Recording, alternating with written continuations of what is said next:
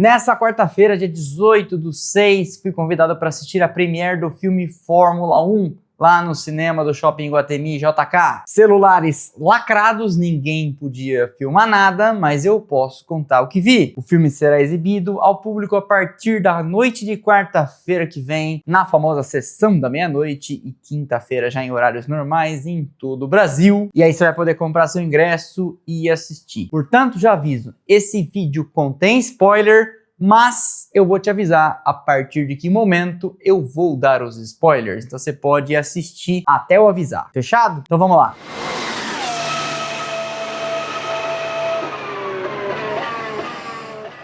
Mas antes, este vídeo é patrocinado pelo melhor serviço de VPN, protegendo você pelo cipoal, pelo pântano de perigos da internet. É claro que eu estou falando do nosso parceiro de longa data, o Surfshark. Um serviço que encripta sua informação para trafegar em segurança pela internet, a salvo de anzóis maliciosos. Todo dia a gente fica sabendo aqui de vazamento de informação, um novo golpe do Pix e etc. E você já deve ter se perguntado como que esses caras descobrem meu telefone, meu e-mail, e quando tem essas coisas, já estão a meio caminho de conseguir o resto, sua senha, seu cartão de crédito e etc. Pois é, todos esses serviços que a gente utiliza por aí, que são aparentemente de graça, na verdade, tem como mercadoria a gente. Nossos dados estão circulando por aí, ou porque a gente concorda com termos que não lê, ou porque eles acabam vazando. Então a forma mais segura de navegar pela internet, e navegar pela internet é simplesmente usar um Wi-Fi de graça, fazer uma pesquisa e etc, é utilizando um serviço de VPN. É codificando suas buscas, suas informações, é escondendo dos outros as coisas que você quer saber e não quer que eles saibam o que você pesquisou. Porque é isso que o Surfshark faz, te protegendo.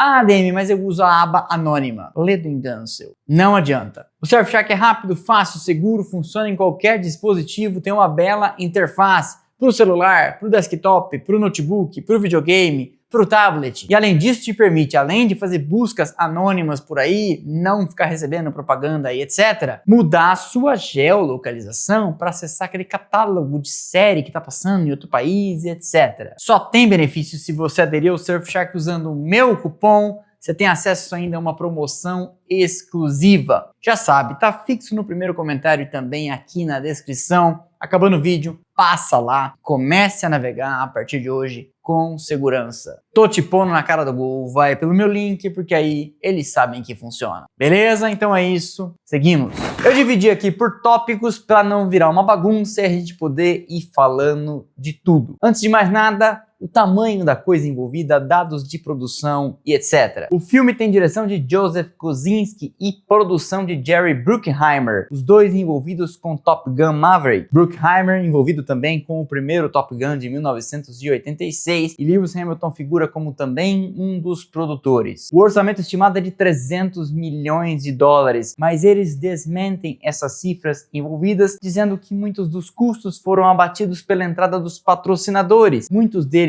obviamente envolvidos com a Fórmula 1, que ajudaram a bater os custos. A história, o plot básico, e isso não é spoiler porque já está público na internet em qualquer lugar, você já deve ter trombado com isso, envolve o mesmo conflito geracional, digamos assim, de Top Gun Maverick. O veterano meio frustrado, meio emburrado, meio com raiva do mundo porque as coisas não deram tão certo para ele. No caso, Sonny Hayes, interpretado por Brad Pitt. E um jovem talento, ainda imaturo, cheio de vontades, mas nem sempre sabendo como colocá-las para render resultados. A trilha sonora é de Hans Zimmer, um peso pesado, talvez o sucessor de John Williams. Não sou especialista em cinema, talvez tenha falado uma atrocidade, mas John Williams é aquele cara das trilhas sonoras de ET, Esqueceram de Mim, Star Wars, Indiana Jones, Tubarão e etc, que trabalhou muito com Steven Spielberg, e acho que essa nova geração pode ter aí o nome de Hans Zimmer como um dos seus representantes. Para você ter uma ideia do que eu estou falando, ele tem a trilha sonora assinada de Rush, Interestelar, Dunkirk, Batman, aquela trilogia do Nolan, 007, Sem Tempo para Morrer, o último com Daniel Craig, enfim, esse não é um canal de cinema, mas só para dar uma pincelada. É um filme oficial da Fórmula 1, o que significa que eles tiveram acesso, igual ao Drive to Survive, mas calma, já não sai esbravejando, a todos os bastidores, usam muitas imagens da própria Fórmula 1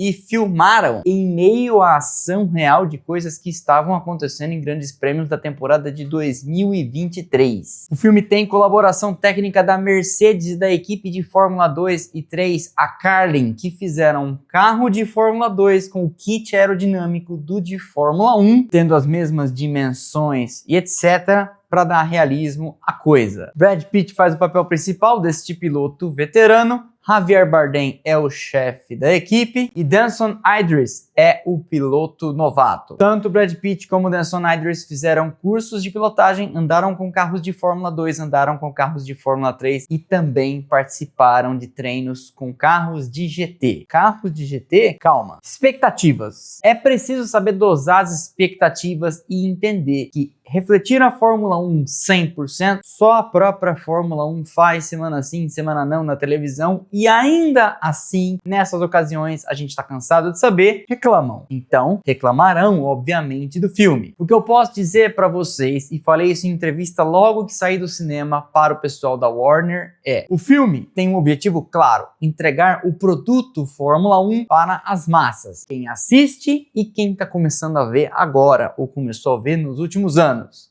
Então é um cobertor curto, passar o respeito a um produto tão conhecido de tanta gente, fã hardcore como muitos de nós, e também ser didático e abrangente o suficiente para abraçar novos públicos, explicar para eles o que é esse negócio. E olhando isso em perspectiva, eu acho que o filme atinge com louvor, inclusive, o objetivo, porque retrata com fidelidade o lado técnico político, sim, a intriga política, as brigas de bastidores, passadas de perna envolvendo dinheiro, rivalidades entre pilotos, por que não? E também consegue fazer um bonito contraponto ao automobilismo norte-americano e o faz de maneira respeitosa. Mostra as 24 horas de Daytona e mostra de maneira bem mostrada. Já estive lá, posso dizer que sim. Fala de um sem demérito ao outro, mostra os dois lados do automobilismo, algo que normalmente é meio deixado de lado. Minha liga, não falo das outras categorias e etc. Não foi isso que aconteceu. Ponto positivo. Pontos fortes e pontos fracos. Cenas de ação são um ponto forte. Eu assisti numa tela IMAX com som e imagem realmente impressionante. Se você puder, vale a pena ir numa tela dessas, não é todo lugar que tem para assistir. O filme foge de alguns clichês clássicos dessas produções envolvendo automobilismo, como um olhando para a cara do outro em plena reta a 300 por hora. A gente sabe que enfiado até aqui dentro do cockpit, ninguém olha pra cara de ninguém. Foge também daquele clichê besta de tipo, pisar um tantinho a mais no acelerador que tava sobrando. Se tava sobrando, por que não pisou antes, não é verdade? Enfim, ninguém deixa um tanto do acelerador sobrando. As ultrapassagens acontecem sob DRS e nas freadas, ponto positivo para a produção. E eles usam, porque tinham direito de usar, muitas mesmo, imagens da Fórmula 1, inclusive contracenando com os carros. Algumas foram feitas de verdade com os modelos do filme dividindo de fato a pista e outras foram inserção digital. Mas eu diria que isso foi feito de maneira muito competente. É divertido ver pessoas reais contracenando com os atores. Os chefes de equipe, Fred Vasseur e Zac Brown, numa coletiva com o repórter oficial da Fórmula 1, Tom Clarkson, fazendo perguntas, dando até uma zoada no chefe da equipe encenada no filme, a Apex. Aparecem também Stefano Domenicali e Toto Wolff. Esse acho que o que interpretou o pior no final, mas enfim, tá lá para ser chefe de equipe, não é ator. Pontos fracos. Algumas subtramas, alguns personagens secundários aparecem e acabam não sendo muito bem explorados. E quando você não explora, eles ficam ali só te deixando confuso, porque afinal de contas, por que colocaram lá se não vai até o final aquela história? Outro ponto fraco, a necessidade de colocar uma trama amorosa. Porque, né, não tem jeito. Eu acho que isso estigmatiza um pouco o filme, estigmatiza um pouco as mulheres. E claro, se é que dá pra chamar de ponto fraco, o filme se baseia numa premissa manca. Um piloto dos anos 90, começo dos anos 90, porque correu com uma Lotus amarela, portanto, 1990, voltando hoje ou em 2023, que seja para ser o mentor de um jovem talento. Isso coloca esse piloto, interpretado por Brad Pitt, Sonny Hayes, cronologicamente batendo com David Brabham, Martin Donnelly, Mika Hakkinen, Rubens Barrichello e Christian Fittipaldi. Todos com idade ali entre 55 e 62 anos. Então, é uma esticada, um pouco além da conta. Mas enfim, Hollywood.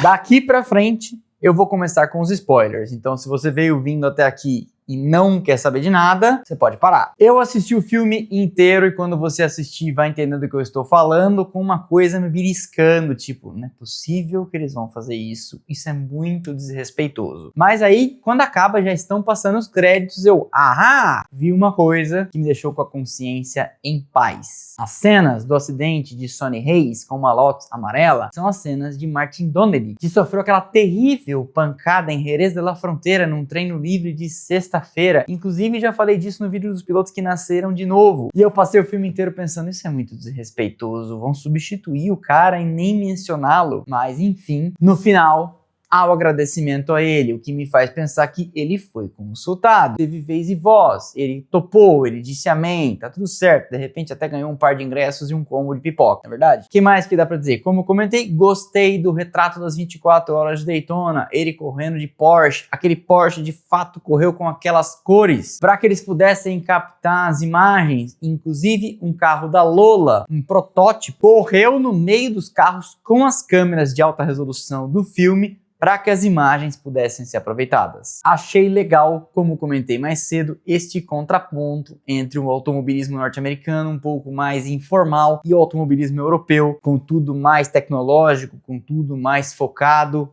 nos mínimos detalhes. Isso fica nítido. Achei um pouco de exagero a meta estabelecida para a equipe Apex de vencer uma corrida até o final da temporada e achei que dava para ter dado uma concedida de repente marcar pontos ou talvez um pódio que fosse. Como eu falei, essa parte já tem spoilers, então não tem problema eu contar. A equipe está à beira da falência com 0 pontos na última posição dos construtores e os acionistas dão um ultimato ao dono. Se você não vencer uma corrida até o final do ano, você perde e é destituído das suas cotas. E a gente sabe que uma equipe que está em último nos construtores com 0 pontos não tem nenhuma chance de vencer uma corrida, realisticamente falando. Por isso que eu comentei, acho que poderiam ter estabelecido uma meta mais normal, tipo marcar um ponto, chegar no pódio que fosse, que já seria também muita coisa. E com 10, 9 corridas para o fim da temporada, quando entra Brad Pitt no meio do ano, eles saem de 0 pontos para marcar pontos com alguma regularidade e vencem a última corrida, onde estavam inclusive com os 2 carros disputando a ponta com o Lewis Hamilton, por sua barra, né? Mas enfim, é Hollywood. Veredito final, acho sim que vale a pena assistir, acho sim que foi feito um bom trabalho, acho sim que o produto Fórmula 1, como a gente conhece, fãs hardcore, foi respeitado. E como vão conhecer os que estão chegando agora, ele passou incólume, ele está íntegro. Boas palavras, não? Comente aqui embaixo então se você vai assistir, se você já foi assistir, quando você assistir, volta aqui, comente o que achou, porque eu acho que é sempre válido ressaltar o que poderia ter acontecido. E muitas vezes o automobilismo foi retratado de forma quase patética, como naquele filme de Stallone, de que já falamos aqui outras vezes. Não é um filme de automobilismo puro e simples, porque seria chato se fosse, e como comentei, até a Fórmula 1 pura, sem Hollywood envolvida, sofre críticas da galera toda semana, não é verdade?